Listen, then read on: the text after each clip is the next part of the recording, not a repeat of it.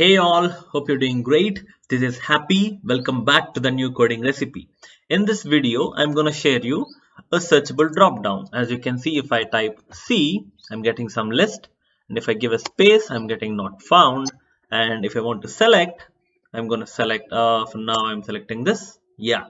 And if I do this, I'm getting my list back. So let's dive in. As you can see here, I am in my app.js and this is my searchable dropdown, a component, and I'm importing from this folder. So I'll show you my folder. This is my dropdown. I have some conditional render list and input.js and searchable dropdown. So I'm just passing the list that I want. So I have some list of objects here with the ID and the name. I just mentioned data here. So it could be a name also or a value. So let me go into the searchable dropdown component. So as you can see here, I have my component with a wrapper, a div. For now, I just wrote a inline style, display flex, flex direction column, and some padding and position relative. Yeah, I'll tell this position relative about this within a minute or 2 minutes. But as you can see, I have my input component and also my conditional rendered list component.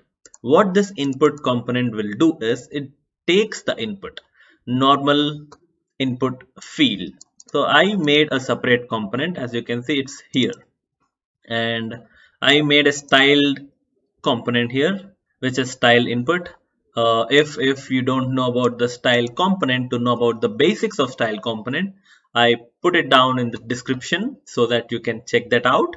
And so I use the style input and on change event, and I am not using directly the set state or set value thing here, but I am getting this on change function as a prop from my input, which is a searchable dropdown. So I am passing it here.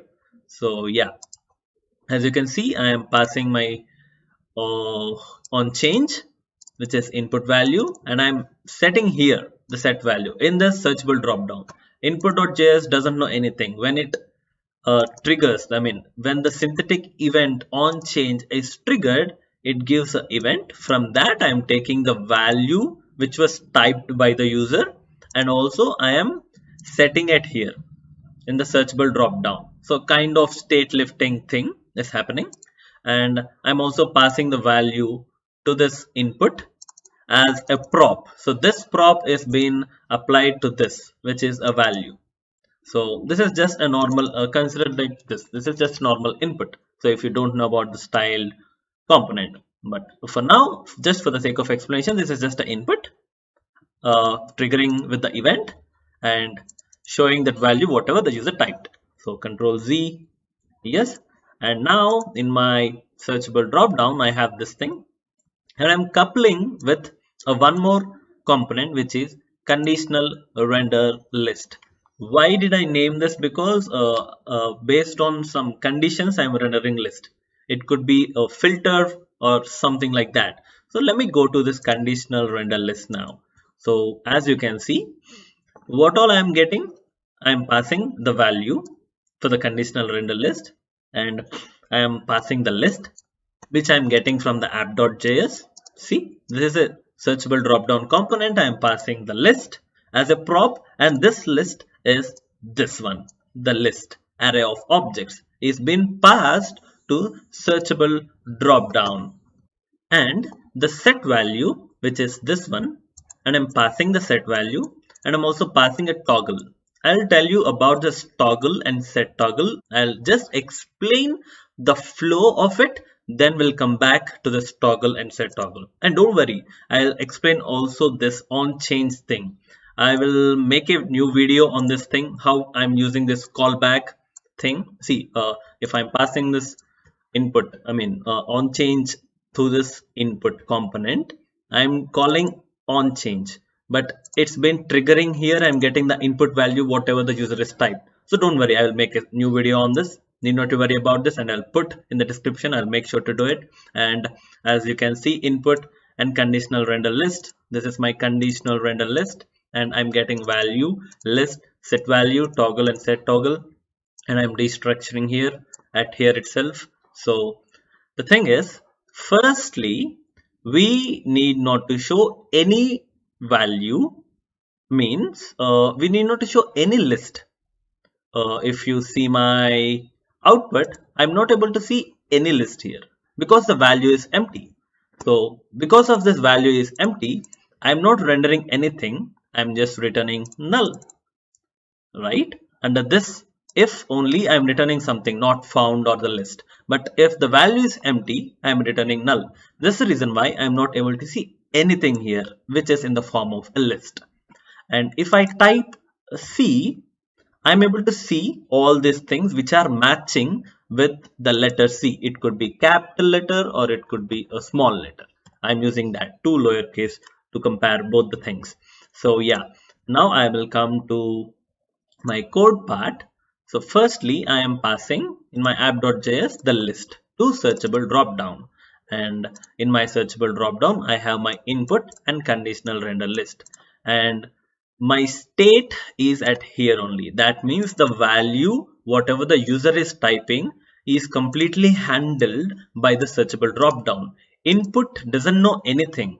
It knows only to trigger the on change and give back value to the searchable dropdown, and also it only knows to take the value whatever is given by the searchable dropdown. That means I am passing the on change and the value to the input component. So input component's job is to trigger the event and to show the value. Simple, right? So as I am typing something, I typed C. Now the on change event is been triggered at here and it gives a value, and as I'm using this callback, I got this input value here, whatever I typed. What I typed as of now, C. So I got that C into this input value, and then setting the value. This is a hook, use state. So I'm setting the value. So what I'm doing, I'm passing the same value to the conditional render list. So as the conditional render list is receiving a value which is not empty, because I typed a letter C. So the thing is, as I type the letter C, it has some value. So this is not a false anymore, but this is a true. So I entered into this scope of if condition, which is from 29 line to 52, and I want to filter the list of items that I have. So what I am doing, item.data. As you can see in my app.js, I have data. So I am just purely filtering item.data.toString. Why I am doing this toString? If in case there is a number to data colon 1, if there is this kind of thing, data, if there is no chicken biryani fry piece, instead of that there is some data colon 1, then there could be a mismatch, right? A string comparing with an integer. So instead of having that clash, I made this to toString, and I'm also converting to lowercase. It could be a small c given by the user or a capital C given by the user. It compares with the lowercase value and the list of item data. That means in the list, I have my item object in that data. So I'm using the starts with. So because of using the starts with thing, it's comparing only from the beginning. Okay.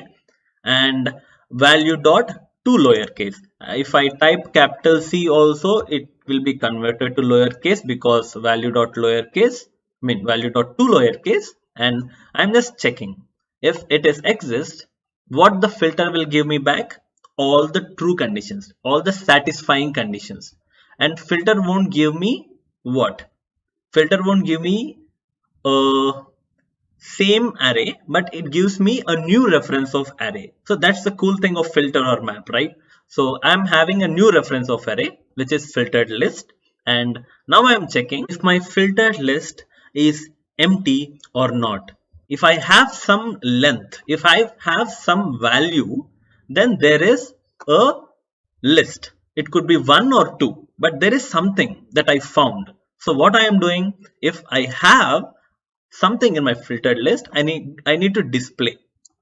And For that I'm using map. So this filter is to filter and this map is to display. And filtered list dot map item, I'm using two things, styled list, style item. I will show you in the inspect of CSS also, but for now what the style list is, let me go there. It's on the top actually.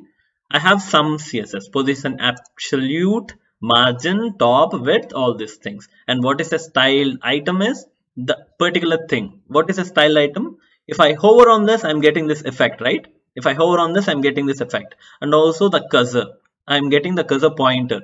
As we have this UX thing, if anything which is clickable, that should be a cursor pointer. And just for the sake of this proper identification, on hover I'm giving a background color some 1BB 593 I guess. So for this style item, as I said, for the background color on hover it's giving some color and I'm giving it a pointer. I'll talk about this in a few minutes about this props and all. Just I'm reusing by passing a prop. And if you want to know this properly, you can check the style components video which is in the description. And yeah, and if I don't have anything in my filtered list, that means I didn't find my desired thing. So if I type C space, that C space doesn't exist. So if the filtered list dot length is 0, then I'm gonna come to this part which is a return, and I'm returning a styled list. List is just that. Okay, I'll show you here. This is the list. If I right click on this, yeah, inspect, and as you can see, this is my style list. Inside I have my style item. For this I'm not giving any kind of cursor pointer because this is not a clickable one. And also I'm not highlighting or changing the background to this because there is no use with this thing, right, as per the UX. So I'm not a UX guy, but still I'm just talking a bit here. And this is not found, and see, because of this I am passing here as props. I'm playing with props. If that is danger, let me show the color orange red. So I'm passing danger orange red. If I'm not, if the danger is not exist, then it takes FFF, which is white. That's the reason why you're able to see the white color for chicken biryani and all these things. And if there is danger, which is if the thing is not found, then I'm gonna pass orange red danger. And I'm using the same kind of boolean thing. This is not a boolean actually. If it is a boolean, I should be putting is danger because of the naming convention what we follow for the boolean things. But at here, danger orange red, and I'm using the same thing, and I'm also applying for the hover effect also. If that is danger, don't highlight the background, put it as it is, that is transparent. And if it is not danger, then show the background color green wala. And if it is danger, so as I'm passing orange red to danger, so it won't work properly. This as per the output, as you can see in my output, it's working fine, but as per the code there is some problem because as you can see hover, I click on this, yeah, check this. As you can see, cursor is getting orange red. There is no such property for cursor. There could be initial or alias or pointer, but there is no such thing called orange red. So but as per the output it is working fine, but with respect to the code it is not fine. So what I need to do, I need to do the same ternary thing and colon initial, if I'm not wrong with the spelling. So now this is the exact right thing. So if I do C, okay, C space, and if I inspect at this particular point, and if I on hover this, it's initial, so that is normal. So this is cool. So now I think you got the proper idea with the style component. What I'm doing, I'm just playing around with the CSS part. I am not into the logic yet, proper logic. So at this point I'm explaining this thing, filter list, style item, and on click I'm doing the set toggle false, and I'm doing the set value item dot data. Okay, I want to make a bit more clean here. I don't know why I was in hurry and I was just doing this thing. Okay, and just even this thing is like a kind of explanation, right? Putting your code indentation clean and such. So yes, so as you can see here, I have my style item. Now it's looking good. Hopefully, I need to put this backspace. Yes, don't worry, I'm just eating a minute of time, I believe. And yeah, as you can see, filter list.map item is an object.data, and I'm setting value whenever this particular thing is clicked. I will put a bit more easier. I have two function calls here. Yeah, and this one is this, and this one belongs to the function. Yeah, I think now it's cool. Yeah, perfect. Now, as you can see, if I click the style item, which is this whole background black wala is the style list, and each and everything which is highlighting is the style item. And if I click on this, I'm getting chicken kebab. So what I'm doing in my searchable dropdown, I'm passing the set value and value. As I'm passing the set value function itself to the conditional render list, I'm using the same set value here. So what I'm doing, I'm receiving the set value from my searchable dropdown, and on click I am setting the item.data. As you can see the list here, let me remove C. As you can see the list, if I click on cook item.data, that means 1 minute, in my app.js, this cook is being taken, and that is being setting as a value to my input. So I'm taking item.data set value. So whenever I call this function, it comes to here and it calls this set value, and what it does, it changes to cook, and the value is cook now, no more something whatever you typed. So if I click on cook, the value is cook. As I clicked in my conditional render list, as I click the set value, it is cook, right?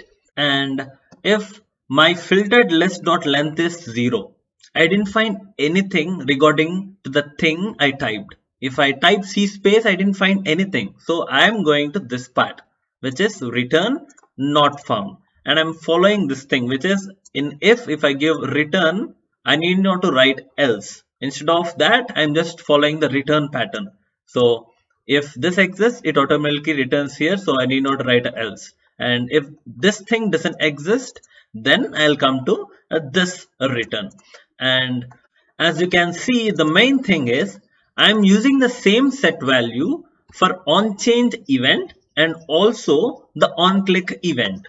In my conditional render list, if the user clicked in one of the items, then I'm using the same set value.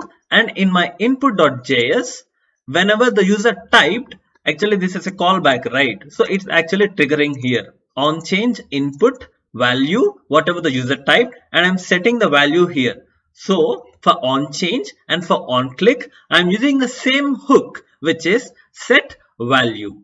And the pretty interesting thing is how and when to hide your list. See, whenever I click on something, PH, and I click this chicken sizzler, when I click, the list should be disappeared. So I should hide this. How I should hide? Whenever something is clicked, I should hide the toggle. So that's the reason why I'm using the toggle. I told you here, right? I'm using toggle and set toggle. Even this is a hook, use state, but just with true and false, playing with booleans, not with any other thing. So the thing is, come to conditional render list and on click set toggle false, and this set toggle is at here. Based on the toggle only, I'm able to see the list. If the toggle is false, I am not able to see the list. If the toggle is true, then only I can see the list. And as I am clicking this item, I am calling two things. One is to set the value and the other is to set the toggle to false. Because I am setting the toggle to false, this list won't be rendered. And also, please remember, as you might get this thing. as I'm setting the value at this particular line 29, the value is not null because I set the value to taking the same thing. I set the value to Coke, and the Coke is value, and this is not null. And at here, the filter list Coke is found, and just because of that, I am able to do what? Enter into this thing, and but the toggle is false, and because of the toggle is false, as I set here, I am not able to see the list. But actually the flow is working fine, but based on a boolean value, I am just playing around and not showing the list. And now, as you can see, I'm typing C and I'm selecting Coke. And this thing is working fine just because the toggle value is false, that is disappearing, and I'm not able to see the list because I clicked on it and it's setting the value and also setting the toggle. Cool, right? But there is a small problem here. Let me change. I don't want to see, I don't want to have Coke. I want to have chicken biryani first. So I'm just hitting this backspace. What? I'm not getting anything, but instead I'm getting not found. Oh no. So the thing is, the toggle has been set to false, and there is nobody to make him true to show the list. That's the problem here. So what I tried is, I thought of putting a use effect in my conditional render list. Whenever the value is changed, then automatically this set toggle should be triggered to true, but that won't work properly. See, I kept this use effect, and whenever the value is changed, the set toggle is made to true. So let me go to my code and I click C and Coke, and see, I'm still able to see the Coke because the value is changed and it's been enabled to true. And if I click on this, then it's disappearing. Don't you think this is weird? So CH chicken kebab, I'm still seeing. If I click on it again, then it goes off. So this is a bit weird, right? This is not a proper UX, or this is not a proper way of your searchable dropdown behave. This is not a good functionality. So what I thought was, instead of having a use effect, let me put whenever this event on change is triggered, I need to make it to true. So then it works perfectly fine. So let me go to my code and remove this off. And what I do is, whenever this on change is triggered, then I will make set toggle to true.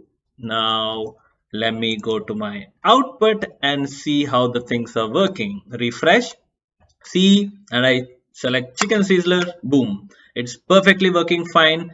It's not showing me like the use effect thing is doing. And if I do backspace, I got the sizzler. If I go back a bit, yo, I'm getting chicken stuff. This is cool. And what all items I have, let me see. I have, let me go to my app.js. Yeah, I have pretty cool junk stuff here. And yes, so in this way, we are just building our searchable dropdown. I'm not using select tag or options tag here. Instead, I am using a input and div and playing around with these things only.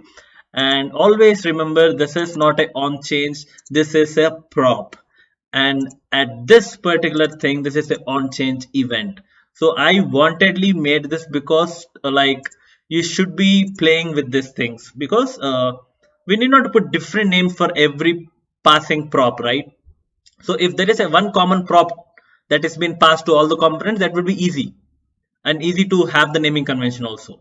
So this is a kind of opinion. So because of this reason, I kept on change only, but still at here on change is an event, but at here on change is a prop. So if there is any kind of miss term that I used, I mean in the sense wrong term that I used or something like that, there is something for you in the end clip. And in the next video, I'll make a new kind of building a base component, on the top custom component, on the top having a featured component. At here we are using these two different components, right? Input, conditional, render list, and I'm having this coupling. But in the next video, I'll make sure only on one component we'll build a top, a new component on the top. On that we'll build a new component. And one more thing, in my app.js, I'm just passing the list. Okay.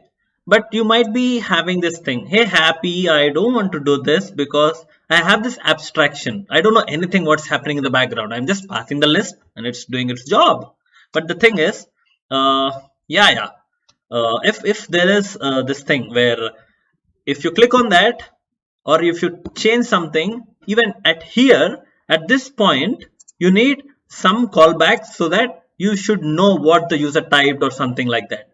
This is abstraction. You don't know what's happening in the background. But if you want that, you can do in one way, which is you need to pass one more callback prop here. So handle on change. Okay. So or on change also I can pass. That's not a problem. But handle on change, I don't know why I'm putting this name. It will be better. Handle on change and value and console.log value. Okay, so whenever there is a on change, what I'm doing, setting value. At the same time, I'm calling the prop, which is handle on change. And now I'm gonna do handle on change of the input value. So if I do console whatever I type, I'm gonna get at that layer of app.js, which is at this part also I can have the value that I typed. So let me go to console and see, yay, and chicken kebab, and see, as I'm having this thing, okay, I gave only to my on change, but I didn't give to my on click, right? So what I can do is, for this set value prop, I'm directly giving the set value function. Instead, I should give a function.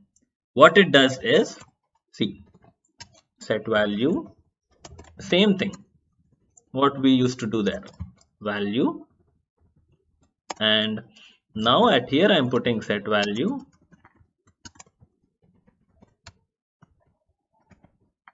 and I'm putting value, and also handle on change value. See, boom, it's working perfectly fine. So even at here you can access whatever the changes happened, even at this layer also. Searchable dropdown can know what is the value is being typed by the user or selected by the user. At here you can call whatever you want, API call or storing in some other Redux or something. It's completely based on your flow and your use case. And one last thing, I took a lot of time for this video. I don't know why, because of the things that are being covered, it took a lot of time. But still, one last thing, I want to tell you the CSS part, how I am showing this particular drop down list. So go to elements, right click on this and inspect. And now, as you can see, this is position relative, right? For this position relative, as of now I have only input, but when I type something, the toggle will be triggered and it become to true and it shows the list. That's the flow. See, I typed C, not C. Yeah, so I typed C, and if you can see here, this is my list, and how I am getting exactly down to this, because I am using position absolute. For this position absolute, I am using top 3 item. If I decrease, it goes up. If I add something like left 0, bottom right, so this is a CSS part, left 1 rem. Why it's not moving? Because this part is fixed, dude. So this is the parent position relative. In that position relative only it can move, right? This is what about having a relationship between position relative and position absolute. You need to play around with this. If you don't want to have this position relative and absolute, you can make a display flex and flex direction column, so that as of now I'm using position absolute relative relation, but you can do with your display flex thing also, I mean flex direction column also, it doesn't make any difference. Left one rem, just because of that it moved inside this position relative to the one rem. If I remove this, it will be in the middle. See, and you can, I think you can change your relative also. If even it is a relative, you can move that top one rem. So these things you can do. So this is just a CSS part, which is not that important as per the logic that I'm sharing here. But hopefully you know this. If you don't know, please search for how to play with position relative and absolute, top, bottom. And if there are two ways, one is defining to the elements position relative and position absolute. If the other way is in CSS only, you need to do this colon colon after or colon colon before. In these two ways you can change position relative absolute and move your elements like the way you want. And finally, I'll just want to give a kind of summary because this is a very big video. So the thing is, I have a searchable drop down, and for now I'm not talking about this 25 line handle on change. I'm just passing a list to my searchable drop down. And if you go to my searchable drop down, I have two components. One is input, the other one is conditional render list. And input, what it does, it passes two things. One is on change, one is value. At here, on change is a prop, and I'm writing a callback. And at this level, this on change is an event is triggering and giving me the value. And this value is being received by the searchable drop down, which is at here in my input, I am passing some value because I'm setting here the set value, and because of that it's been new every time the value is new, and I'm just displaying the value. But this thing is triggering and calling this callback function. And on this on change, I have three things to do. One is set value and the set toggle. Set value is to set the value whenever there is a change for the on change, and set toggle is to make it to true, because if you are typing something, the user should choose a list which are exactly matching to the thing that he typed. And handle on change to access at this layer. So you got it, I think. And the set value the same. Why did I make it to this thing is because I want to have this function also. That's why I did it. And this is not a cool thing to write this inline functions here, so I always encourage you to break it down into a function call and handle the same stuff. These three function calls should be at here somewhere, so that will be more clean. For now I'm writing boom this thing, and I am having this, and if I receive only this input value, okay, input value. Oh, I think I'm taking much time. As I said, it is a summary, but I'm explaining something else, but still, yeah. And I call this boom and pass this input value. These three function calls will be in this function, so that will be more clean instead of having an inline thing. So, and conditional render list, if I go there, as you can see here, this is completely my use case. I wrote my own component the way I want. I kept these conditions and I did this. That's why I named conditional render list. I thought it is a fair naming convention. Still, if this is not the right way, you can suggest me. There is something in the end clip. All over again, I'm saying the same line. So this is the flow. I hope you understood. So that's it. Hope you enjoyed the coding recipe, and the things that I have shared are completely opinionated. If there is any modification or improvement, please drop it down in the comment section, so I will learn from them. We all can cook happy codes. And don't forget to call the YouTube API by clicking on the subscribe button, and make those two boolean values to true by clicking on the like icon and the bell icon. And thank you again. We all cook happy codes.